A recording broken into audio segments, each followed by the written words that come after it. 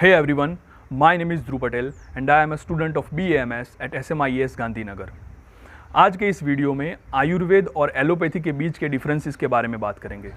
दोनों पैथीज़ एक दूसरे से किस तरह से अलग होती है, किन किन लेवल पे, जैसे कि दोनों पैथीज़ के फंडामेंटल्स क्या है, दोनों पैथीज़ की हिस्ट्री क्या है, दोनों पैथीज़ में रोग का निदान कैसे होता है, डायग्नोसिस कैसे होता है, दोनों पैथीज़ में ट्रीटमेंट के फंडामेंटल्स क्या है, दोनों पैथीज़ ह्यूमन बॉडी को किस तरह से देखती है, दोनों पैथीज़ में ड्रग्स कैसे काम करते हैं, उसके फंडामेंटल्स क्या है, और फ्यूचर में दोनों पैथीज़ में कौन कौन से चैलेंजेस आएंगे, ये सारी चीज़ें आज इस वीडियो में देखेंगे। वैसे इस वीडियो का मकसद किसी भी पैथी को क्रिटिसाइज़ करने का नहीं है। इस वीडियो का मकसद सिर्फ एक ही है, दोनों पैथीज़ के डिफरेंसेस के बारे में सही इन्फॉर्मेशन देना।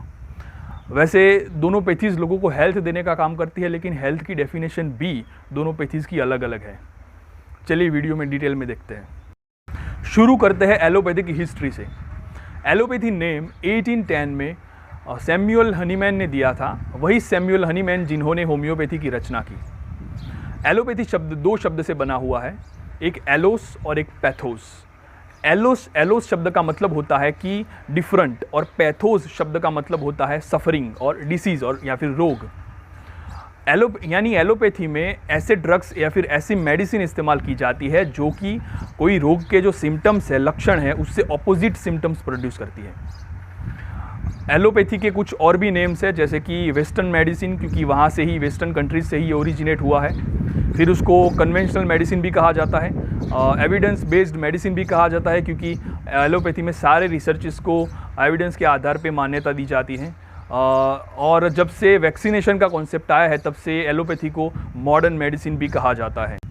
आयुर्वेदा की हिस्ट्री के बारे में बात करें तो महर्षि वाग्भट ने अपने अष्टांग हृदय ग्रंथ में आयुर्वेदा का इतिहास बताते हुए कहा है कि ब्रह्मा स्मृत्वा आयुषो वेदम प्रजापति मजिग्रहत सो अश्विनोतौ सहस्त्राक्षम स्वत्रिपुत्रादिकान् मुनीन्। ये श्लोक की शुरुआत में ही लिखा है उन्होंने कि ब्रह्मा स्मृत्वा आयुषो वेदम, यानी कि आयुर्वेदा को ब्रह्मा ने याद किया हुआ है। लेकिन अगर आप आयुर्वेदा की हिस्ट्री के एविडेंस की बात करें तो सबसे पुराना एविडेंस भी 5000 ईयर्स पुराना है। 400 to 200 BCE में महर्षि चरक ने चरक संहिता का प्रतिसंस्करण किया, जो कि लिखा हुआ है महर्षि अग्निवेश ने, जो कि महर्षि चरक से भी पहले के टाइम के थे। लेकिन महर्षि चरक ने वो ग्रंथ का प्रतिसंस्करण किया और उसका चरक संहिता नाम दिया। इन शॉर्ट, आयुर्वेदा का इतिहास बहुत ही ज़्यादा पुराना है। आयुर्वेद शब्द दो शब्द से बना हुआ है, एक आयु और एक वेद। आयु शब्द का मतलब होता है लाइफ और वेद शब्द का मतलब होता है नॉलेज।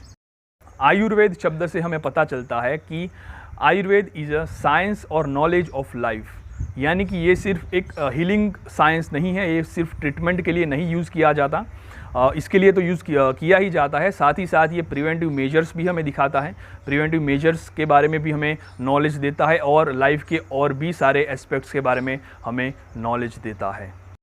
अब बात करते हैं कि दोनों पैथीज़ ह्यूमन बॉडी को किस तरह से देखती हैं। एलोपैथी के अनुसार हमारा बॉडी सेल से बना हुआ है। सेल्स यानी कि कोशिकाओं से बना हुआ है।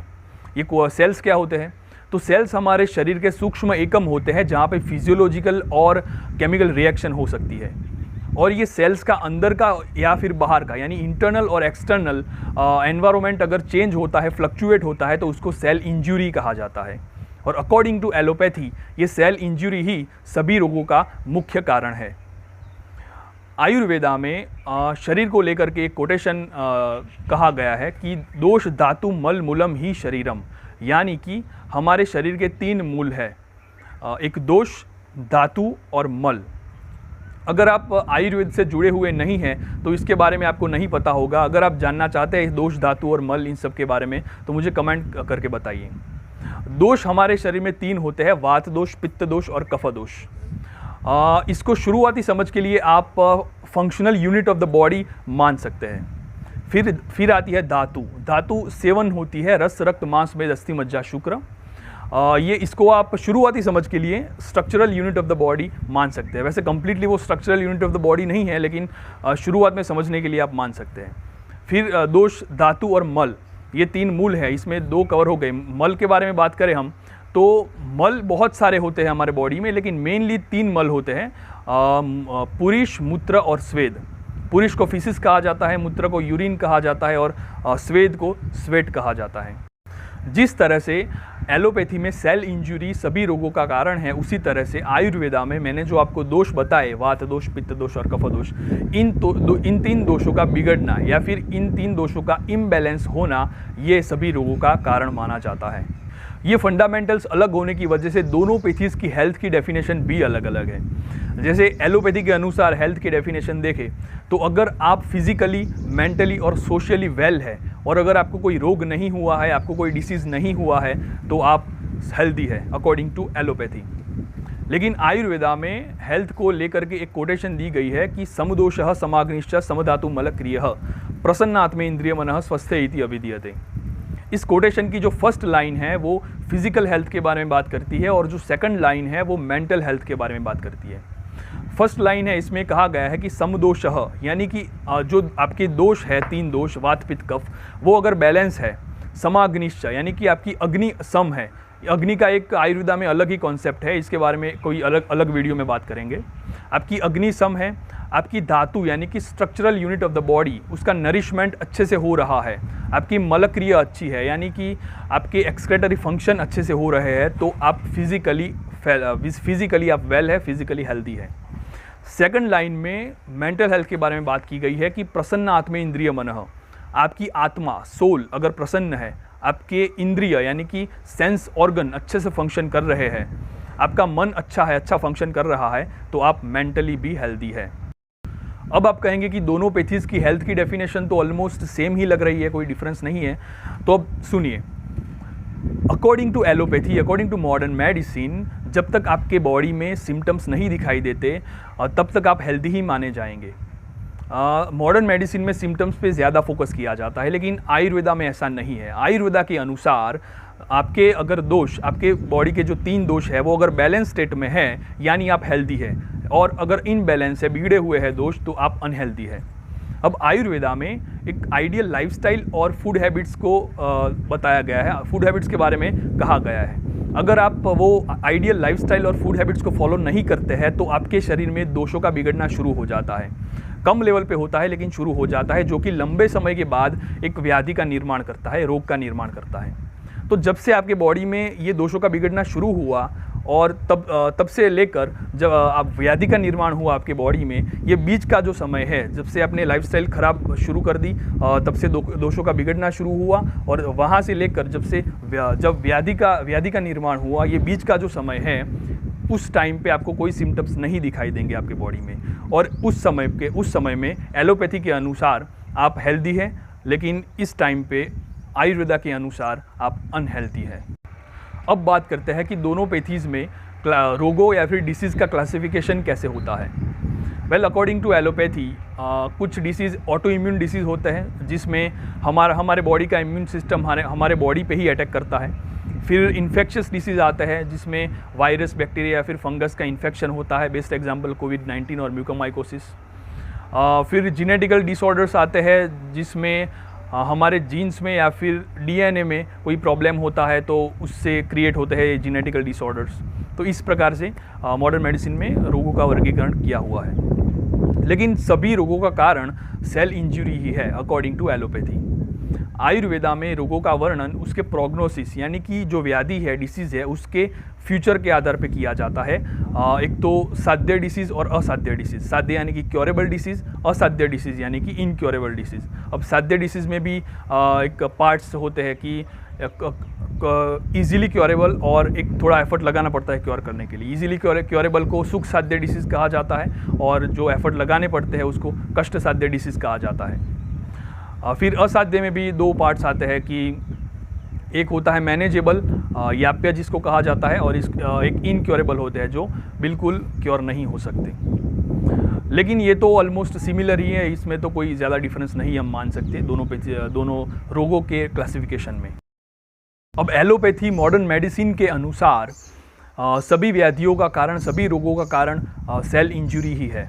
अब सेल इंजरी एक साथ पूरे शरीर में नहीं हो सकती, एक, दो या फिर तीन जगह पे ज़्यादा से ज़्यादा हो सकती है सेल इंजरी। मतलब पूरी बॉडी में सेल इंजरी हो सकती है लेकिन एक साथ नहीं हो सकती। यानी कि आपके बॉडी में कोई अगर एक बॉडी पार्ट्स में कोई डिसीज़ हुआ है, रोग हुआ है, तो वो दूसरे बॉडी पार्ट्स को ज़्यादा अफेक्ट नहीं करेगा। अगर आपके डाइजेस्टिव सिस्टम में प्रॉब्लम है तो वो आपके नर्वस सिस्टम को ज़्यादा अफेक्ट नहीं करता।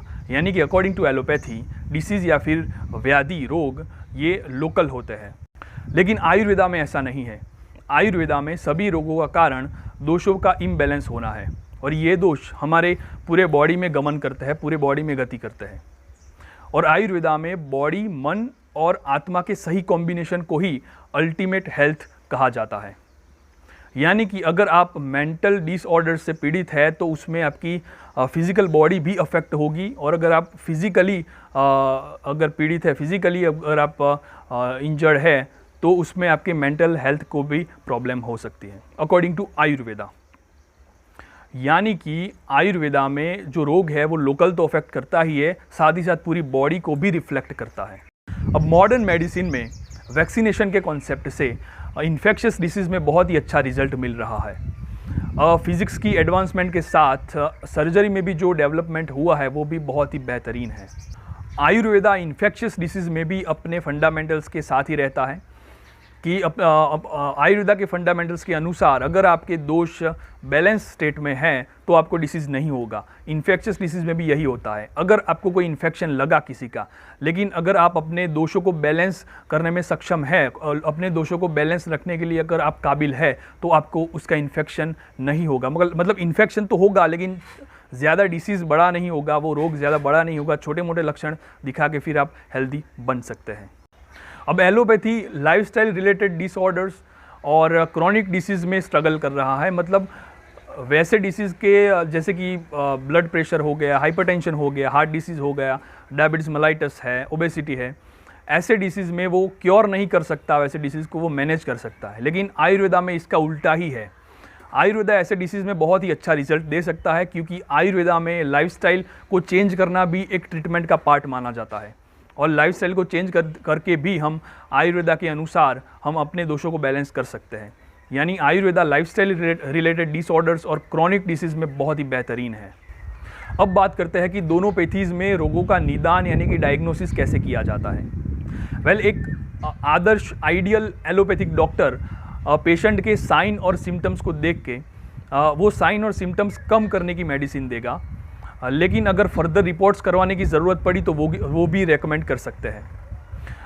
एलोपैथी में, मॉडर्न मेडिसिन में सर्जरी और आपकी इम्यूनिटी की भी हेल्प ली जाती है डिसीज़ को क्योर करने के लिए।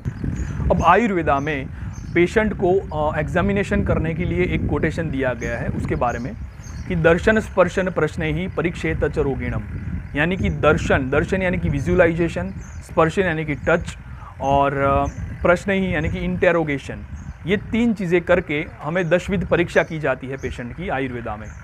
आयुर्वेदा में दशविध परीक्षा की जाती है, जिसमें 10 चीज़ों की परीक्षा की जाती है, जिसमें आता है दुष्य यानी कि बॉडी टिश्यूज़, देश यानी कि geographical area of the person, बल यानी कि पर्सन की स्ट्रेंथ, पेशेंट की स्ट्रेंथ, काल यानी कि टाइम, अनल यानी कि डाइजेस्टिव फायर, प्रकृति यानी कि उस पेशेंट का कंस्टिट्यूशन, फिर सात्म्य यानी कि हैबिट्स वो पेशेंट की, फिर आहार आता है डाइटरी, मतलब डाइटरी रेजिमेंट्स क्या है वो पेशेंट की, कौन से टाइम पे क्या क्या चीज़ें वो खाता है, वो सब चीज़ें देखी जाती हैं। फिर सत्व की परीक्षा की जाती है। सत्व यानी कि आपके माइंड की स्ट्रेंथ, और वय देखी जाती है। वय यानी कि आपकी एज, पेशेंट की एज। ये दशविध परीक्षा करके और पेशेंट के साइन और सिम्टम्स देख के आयुर्वेदिक डॉक्टर ये जानने की कोशिश करते हैं कि इस व्याधि में, इस रोग में कौन कौन से दोष विशिएट हुए हैं, कौन कौन से दोष दूषित हुए हैं। फिर पेशेंट को ऐसी लाइफस्टाइल, ऐसे फूड्स और ऐसी मेडिसिन दी जाती है जिससे वो बिगड़े हुए दोष अपने नॉर्मल स्टेट में। महर्षि चरक के अनुसार रोग तो बहुत सारे होते हैं, असंख्य होते हैं, सभी के नाम आना ज़रूरी नहीं है, लेकिन उसकी चिकित्सा यानी कि उसकी ट्रीटमेंट आना ज़रूरी है। अगर आप पेशेंट में दूषित हुए दोष को बैलेंस करने में सक्षम हो गए तो आप किसी भी रोग की ट्रीटमेंट कर सकते हैं। अब मॉडर्न मेडिसिन के अनुसार डिसीज़ लोकल होने के कारण उसमें ट्रीटमेंट भी लोकल दी जाती है। जैसे कि एलोपैथी ड्रग्स होती है, मेडिसिन जो होती है वो बॉडी में जिस पार्ट में सेल इंजरी हुई है उस पार्ट में जाकर वहाँ के सेल्स के रिसेप्टर्स के साथ जुड़ के उसके सिम्टम्स को कम करने की कोशिश करती है।